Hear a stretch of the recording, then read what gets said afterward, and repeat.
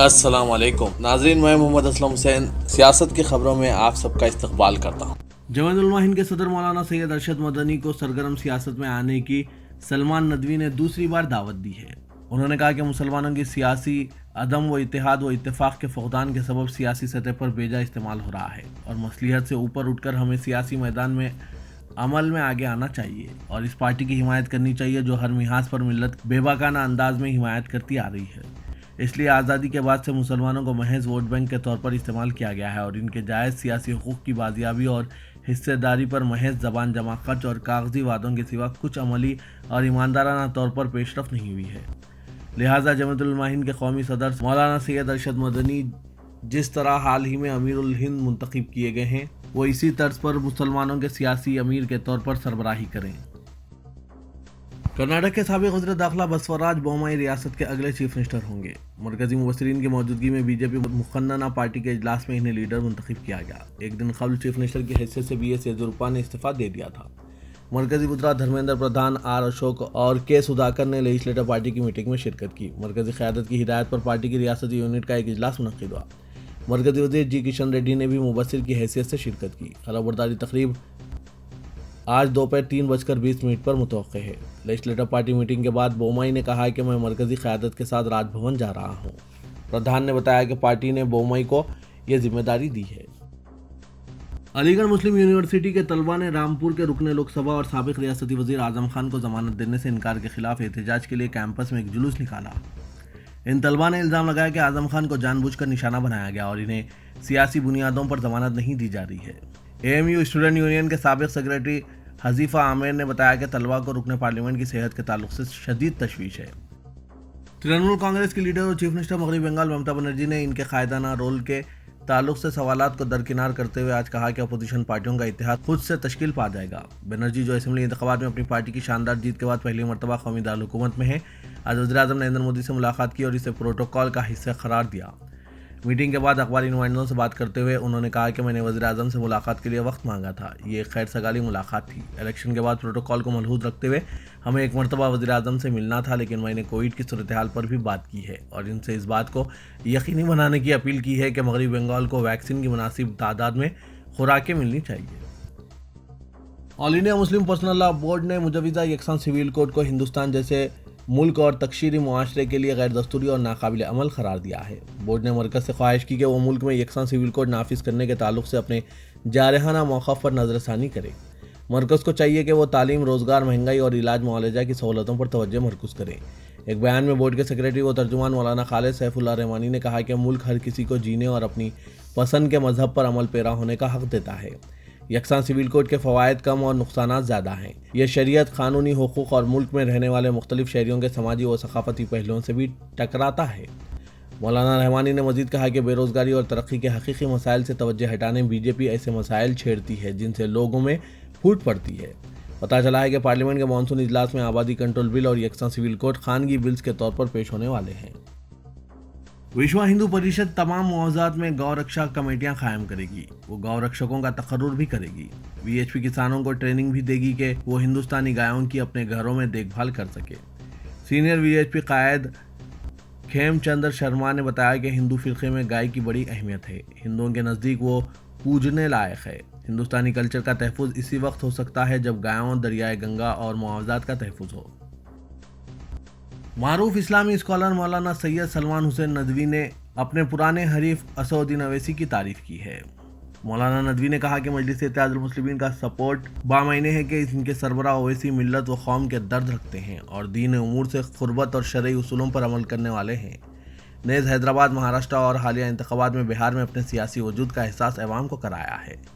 انہوں نے کہا کہ یہی نہیں، وہ پارلیمنٹ ہاؤس میں مسلمانوں کا موقف مضبوطی کے ساتھ رکھتے ہیں، جہاں دیگر پارٹیوں کے مسلم ممبران کے پیروں میں مصلحتوں کے بیڑیاں ڈال دی جاتی ہے۔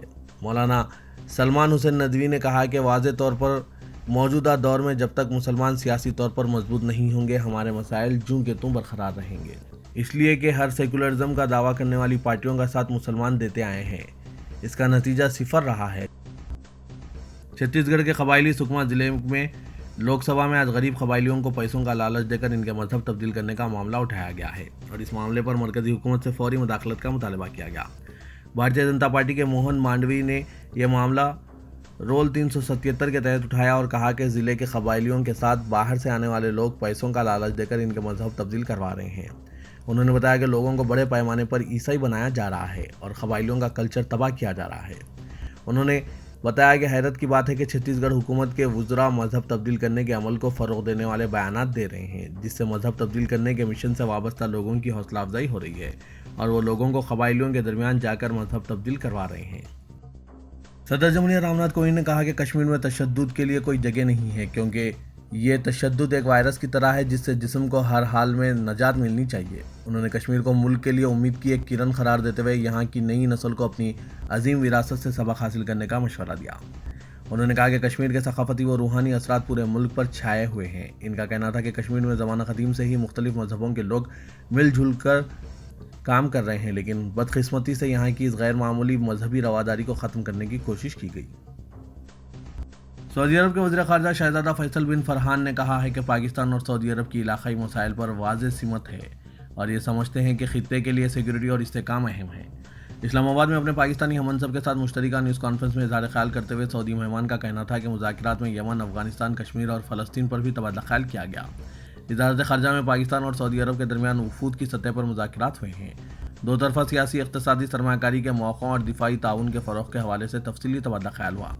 पाकिस्तान की वज़ारत ख़ारजा की जानिब से जारी करदा बयान के मुताबिक सऊदी वफ़द की क़यादत सऊदी वज़ीर ख़ारजा शहज़ादा फैसल बिन फरहान, जबकि पाकिस्तानी वफ़द की क़यादत वज़ीर ख़ारजा महमूद कुरैशी ने की।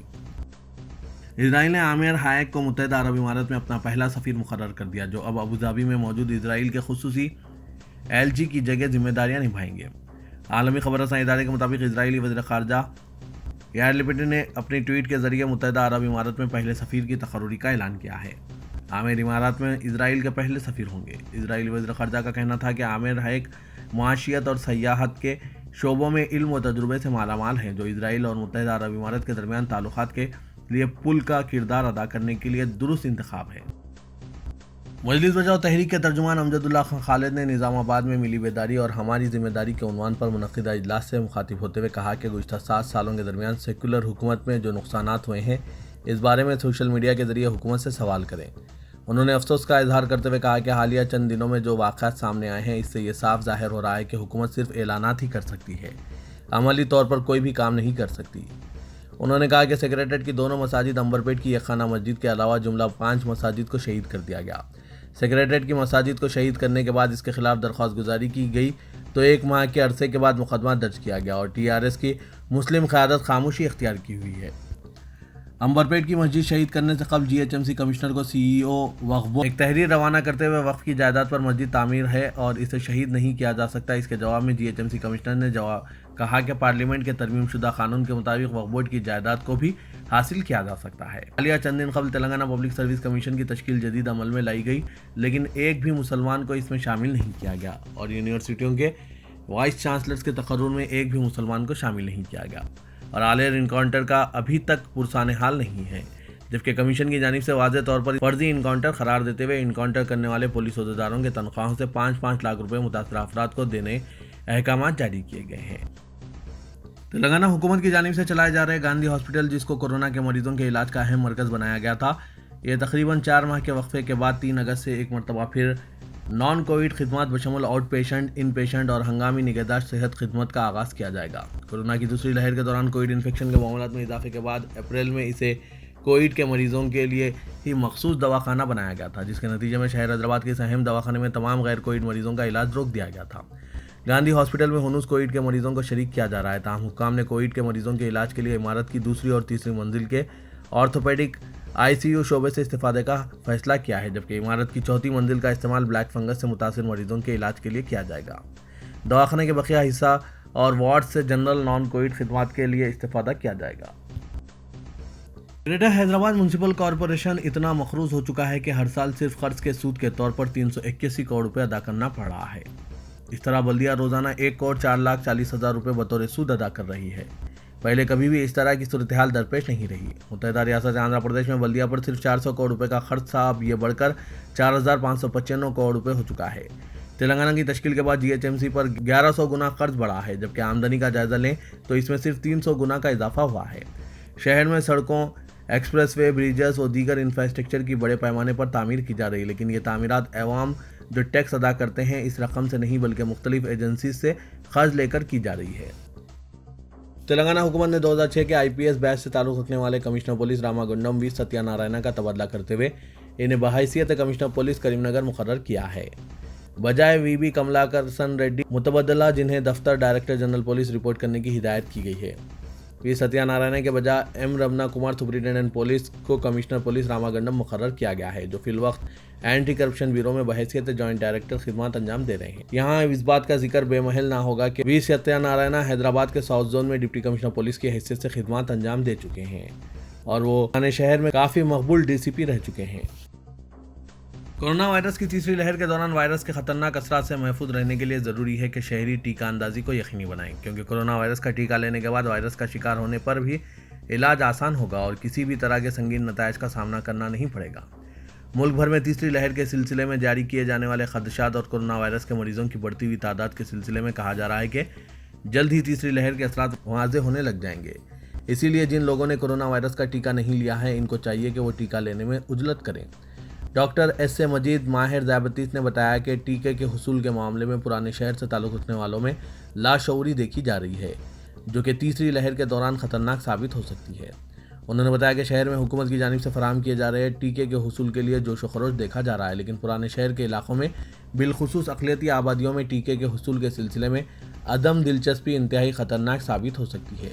इसीलिए पुराने शहर से ताल्लुक़ रखने वाली गैर सरकारी तंजीमों के अलावा सेहत के शोबे में खिदमत अंजाम देने वाली तंजीमों और इदारों को चाहिए कि वो पुराने शहर में टीका अंदाजी मराकिज़ के क़याम और अवाम के दरमियान शऊर बेदारी पैदा करने के इक़दामात करें।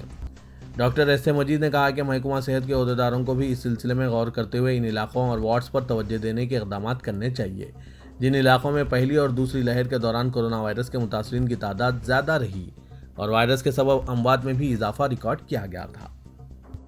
कमिश्नर पुलिस साइबराबाद VC सजना ने आज 1 करोड़ 50 लाख रुपए की मसरूक़ा इमलाक को मेले में मालिकिन के हवाले कर दिया। इस इमलाक में तिलाई ज़ेवरात, चांदी की अशिया, गाड़ियाँ, रकम, सरखा, रहजनी, खुफल शुगनी, तवज्जो हटाकर सरखा करने के वाक़यात के सिलसिले में बरामद की गई इमलाक शामिल है। इसको मालिकिन के हवाले कर दिया गया। Special operation team Cyberabad law and order police station और डिटेक्टिव विंग्स CCS ने जराइम में मुलविस अफराद को गिरफ्तार करके इनके कब्जे से मसरूक़ा माल बरामद करके मालिकिन के हवाले किया है।